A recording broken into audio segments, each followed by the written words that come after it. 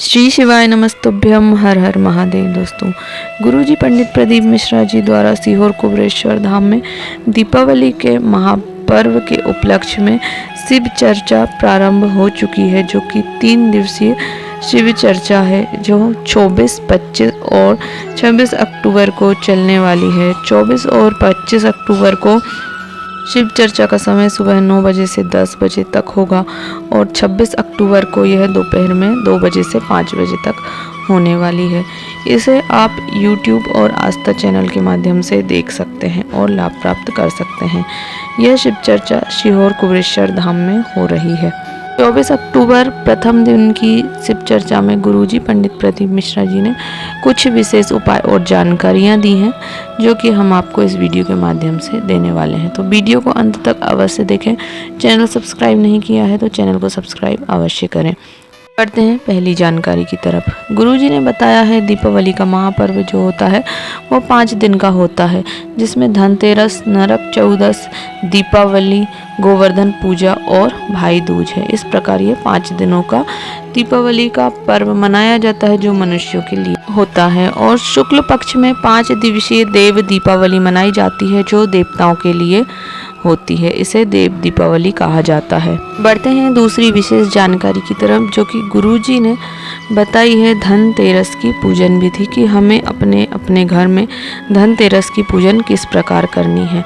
तो वह संपूर्ण विधि हम आपको इस वीडियो में बताने वाले हैं, तो वीडियो को ध्यान से अवश्य सुनें। यदि आपके घर में फर्श या टाइल्स है तो आप जहाँ पर पूजन करना चाहते हैं उस स्थान को कपड़े से साफ कर लीजिए, और यदि आपके घर में कच्चा है तो आप गोबर से लीप सकते हैं। फिर हमें वहाँ पर एक चौक पूर देना है। आप हल्दी या आटे से चौक बना सकते हैं। उसके ऊपर, चौक के ऊपर थोड़े से आपको चावल रखने हैं या गेहूं के दाने रख दीजिए। फिर हमें वहाँ पर एक पटा रखना है या लकड़ी की चौकी जिस पर हम पूजन करते हैं वह हमें रख लेनी है। उस पर एक लाल कपड़ा बिछा लेना है। फिर हमें एक सिक्का लेना है। आपके पास यदि चांदी का सिक्का है तो आप चांदी का ले सकते हैं, या फिर आप 1, 2 का, 5 का, 10 का कोई भी सिक्का ले सकते हैं। आपको सिक्के पर मोली लपेटना है। मोली में हमें थोड़ी सी हल्दी लगाना है और पूरे सिक्के पर हमें मोली लपेट लेनी है। फिर हमें उस पटे पर, जहाँ पर हमने कपड़ा बिछाया हुआ है, वहाँ पर वह सिक्का स्थापित कर देना है। वह सिक्का हम लक्ष्मी माता के निमित्त स्थापित करते हैं। हमें आटे के 8 दीपक बनाने हैं, जिसमें से 7 दीपक में हमें घी डालकर लंबी बाती लगानी है, और जो एक और दिया है 8वां दिया, उसमें हमें तेल भरना है और लंबी बाती हमें पूरे 8 दीपकों में लंबी बाती ही लगानी है। फिर हम एक थाली ले लेते हैं। उसमें हमें जल छिड़क कर एक स्वास्तिक बना लेना है। थोड़े से चावल डाल देने हैं और वह हम पूजन की थाली तैयार करते हैं। पूजन की थाली में हमें रोली, कुमकुम, हल्दी की गठान, कमल गट्टे, अमरबेल, चावल, चंदन, पुष्प, जो भी आपको पूजन की सामग्री रखनी है, इनके अलावा आप वह सामग्री रख सकते हैं। हमें जो तेल का दीपक हमने बनाया है वह हमें लक्ष्मी जी जो हमने सिक्के के रूप में रखी हैं उनके लेफ्ट साइड पर रखना है, और जो घी के दीपक हैं उनको हमें राइट साइड पर रखना है। मतलब हमें हमारी लेफ्ट साइड पर घी के दीपक रखने हैं और हमारे राइट साइड पर एक तेल का दीपक रखना है। हमें दीपक प्रज्वलित कर लेने हैं, और पूजन सामग्री में हमें वस्त्र के निमित्त मौली रख लेना है, और थोड़ा सा गुड़, खड़ा धना भी आपको पूजन की थाली में रखना है।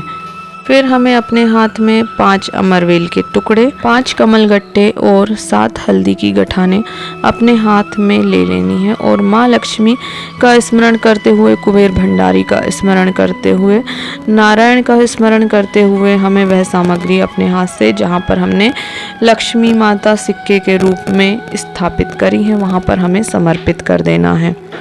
फिर हमें एक एक करके सभी सामग्री जो भी हमने थाली में रखी हुई है, हल्दी, कुमकुम, चंदन, चावल, जो भी पुष्प वगैरह हमने रखे हुए हैं थाली में, वह सामग्री हमें एक एक करके लक्ष्मी जी के ऊपर समर्पित करनी है। फिर हमें वह जो हमने 7 आटे के घी के दीपक बनाकर रखे हुए हैं। हमें उन 7 दीपक के द्वारा वहाँ पर आरती करनी है। आरती कर हम स्वयं आरती नहीं लेंगे, बस दीपकों से आरती करके हमें वहीं रख देना है दीपकों को। फिर हमें माता लक्ष्मी से प्रार्थना करनी है कि हे माता, मैंने कुबेर भंडारी से आग्रह किया है कि लक्ष्मी नारायण गणेश रिद्धि सिद्धि और कुबेर के साथ मेरे घर में प्रवेश करें।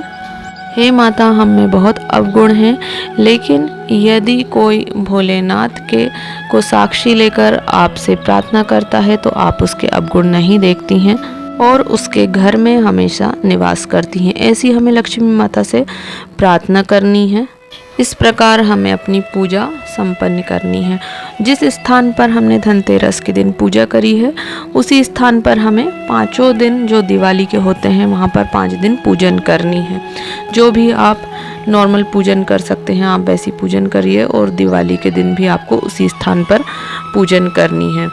बढ़ते हैं अगली विशेष जानकारी की तरफ, जो कि गुरुजी ने बताई है कि आपको दीपावली की जो है उसको लेकर कोई भी असमंजस ना हो, इसलिए गुरुजी ने कहा है कि 29 अक्टूबर को धनतेरस मनाई जाएगी, 30 अक्टूबर को नरक चौदस मनाया जाएगा, 31 अक्टूबर को दीपावली मनाई जाएगी, 1 नवंबर को गोवर्धन पूजा होगी और 2 नवंबर को भाई दूज मनाई जाएगी।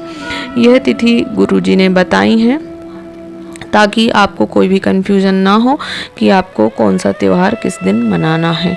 बढ़ते हैं अगली विशेष जानकारी की तरफ।